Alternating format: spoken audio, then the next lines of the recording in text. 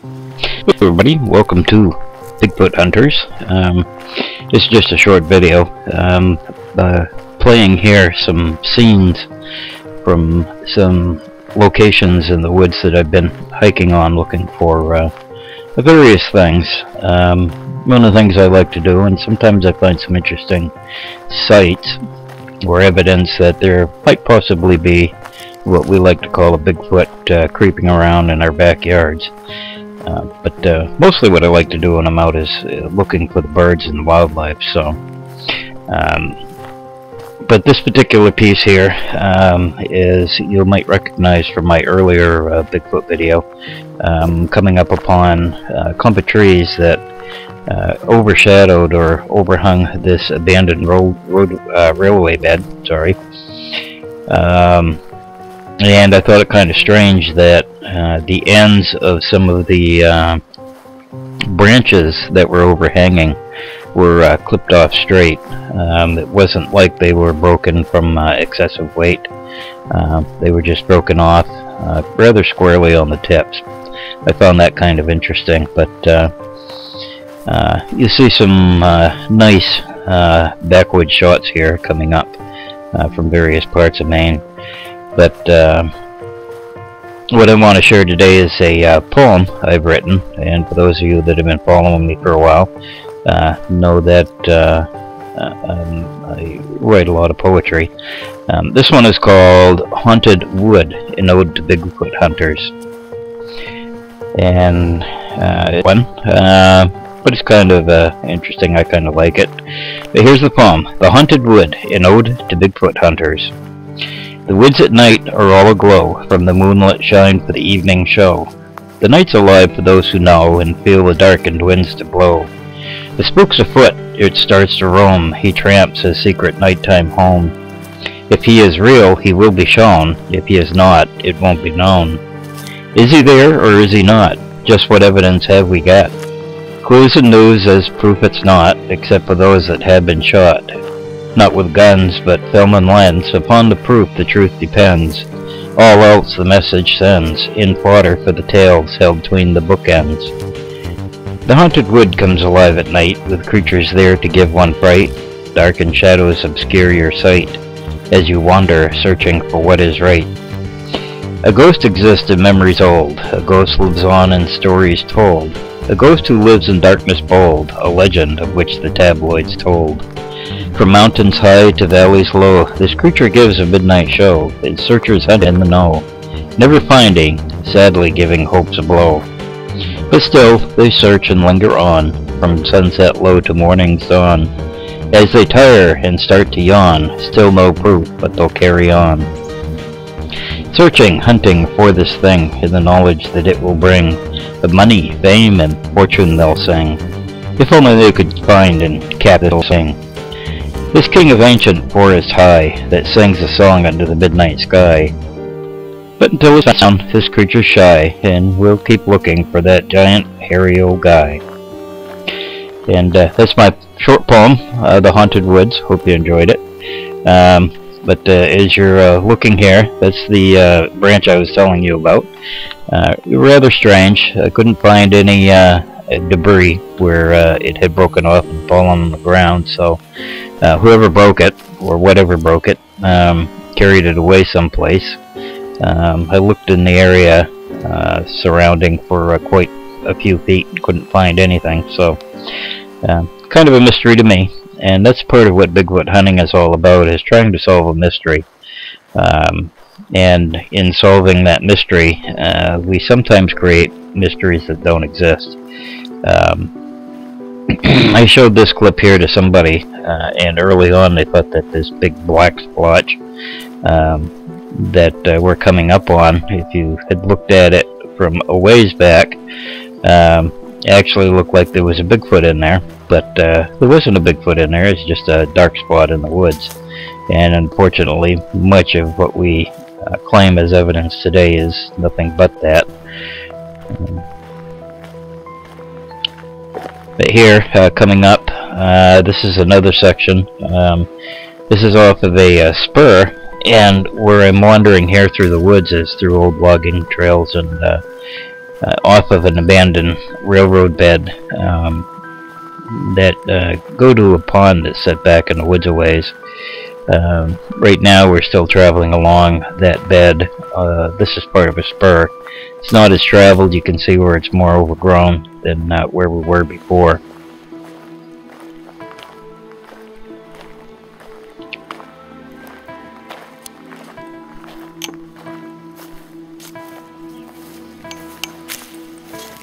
Here we're going to travel off to, this is a going on to an old logging road here.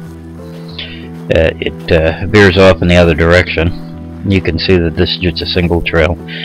This area up here is used during the winter months by snowmobiles and during ATVs during the summer months, but right now it's spring. Kind of coolish and not too many people out. Don't get many people up in this area anyways. It's kind of off the beaten track. And you don't get the grandeur of the views that you see in some other places of Maine, so it's kind of boring for a lot of people.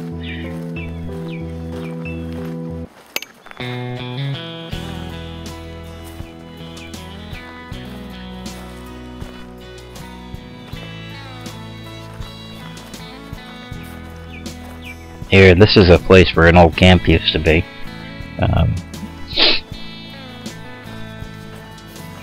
Kind of overgrown now. There's still an open patch, but given a few more years, I think you'll find that it'll have overgrown and look a lot like the rest of it.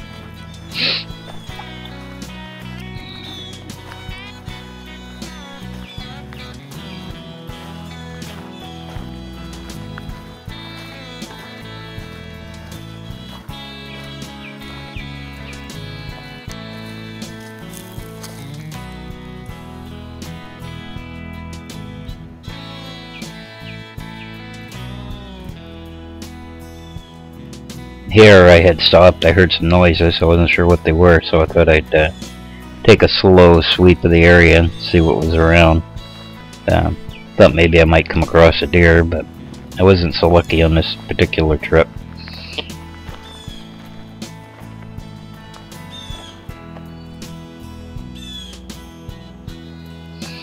Here we are, we're going off. That area back in there is where the railroad spur was. Now we're heading deeper into the woods here. This is another old roadway.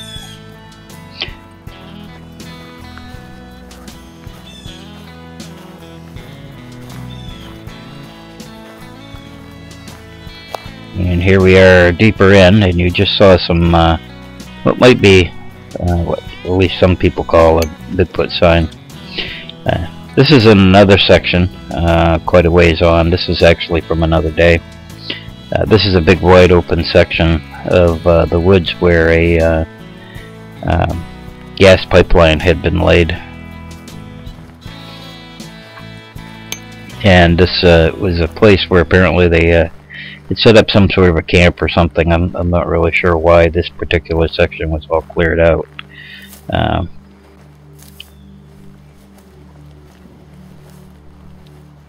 But it's a nice place. Got this little pond here.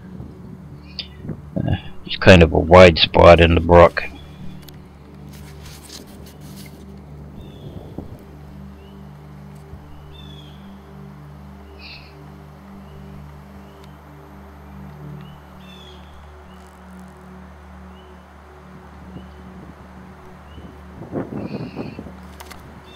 I had heard some or noticed some movement down below, and way down on the further shore there, I actually saw some turkeys. We'll have a shot of that coming up here.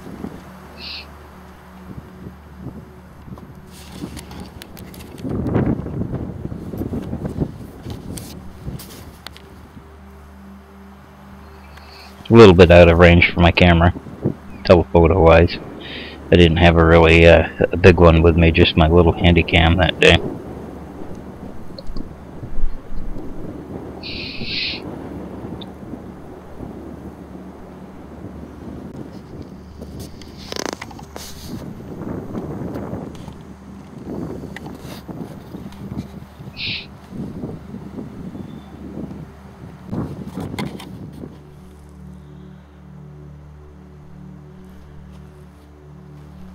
And while I was there at the pond, this bird was feeding on the insects. And while I was here, the biggest reason I stopped here was I heard some knocking sounds coming from the woods. Kind of been determined as to what they were sourced from. It might have been what we call a pileated woodpecker, which is a pretty big one. I have heard them make some knocking sounds before when they don't, I guess what you'd call, peck into the woods very fast. Usually they go pretty fast, but occasionally they'll just do one peck, then a space of time, then another peck, and then another.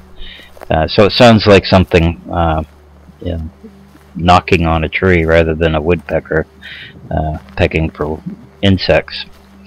But we're traveling on, and this again, this is the pipeline route through the woods.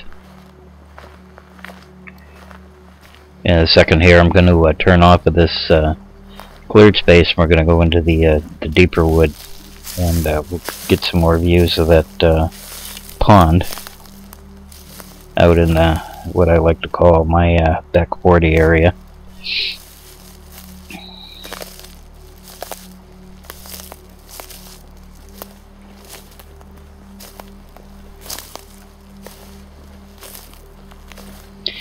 One of the things you got to remember when you're tracking, a lot of people, what I've seen is they'll look straight down in front of them and they'll look for stuff. But you'll find that if you look a few feet ahead of you and also keep looking all around you from time to time, you can actually pick up more sign, what we like to call spoor, that way. You can see things at a different angle. The shadows are different, and how things look are different. And frequently you can pick up tracks that you would not have necessarily seen, and other things that are connected to those tracks that you would not have necessarily seen if you had been looking straight down.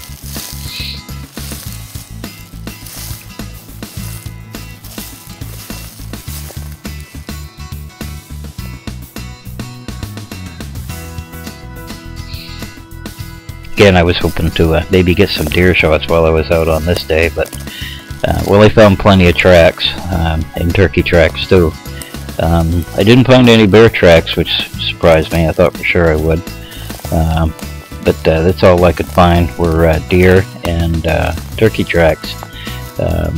Not even a single moose track, which surprised me being this close to the water.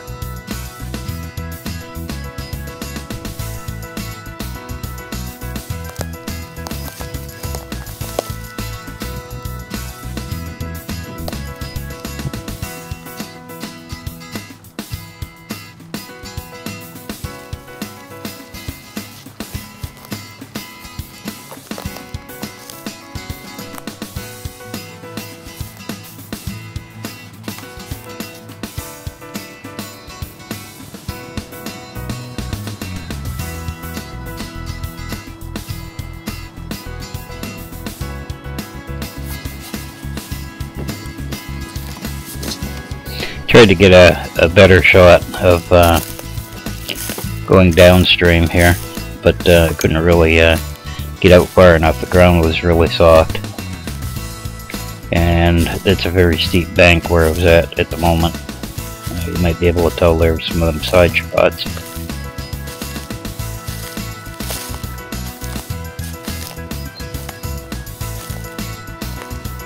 And this is what I mean by looking for a sign that's ahead of you.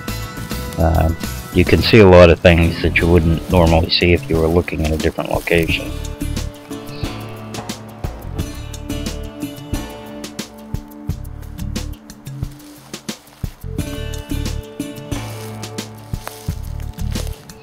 For instance, you can clearly tell that I'm walking along a heavily used game trail at the moment.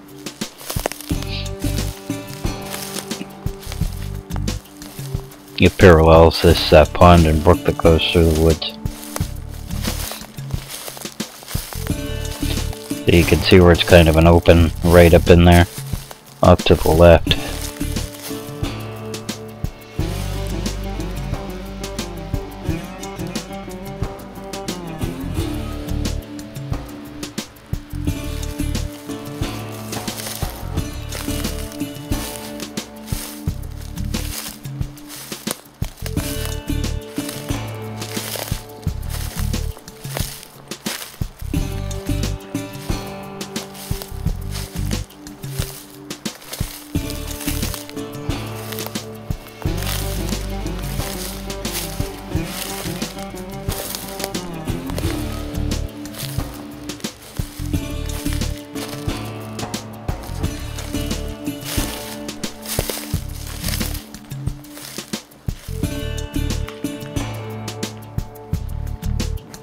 There's a lot of things to see out there in the woods.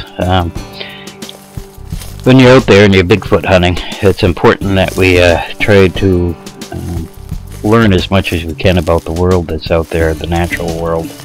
There are certain laws that nature follows, and they're always going to be the same no matter where you go, whatever part of the country or even the world you're in. Nature always follows the same set of rules, and it's because that set of rules works for nature. We tend to live outside of nature, and we try to make our own rules and regulations and make our own way in nature, but usually when we do that we wind up in problems. So when you're out there, try to become one with nature, learn what nature is all about, learn the tricks of the trade, as they say. And that's my little video for today, in my poem, Ode to Bigfoot Hunters, The Haunted Woods.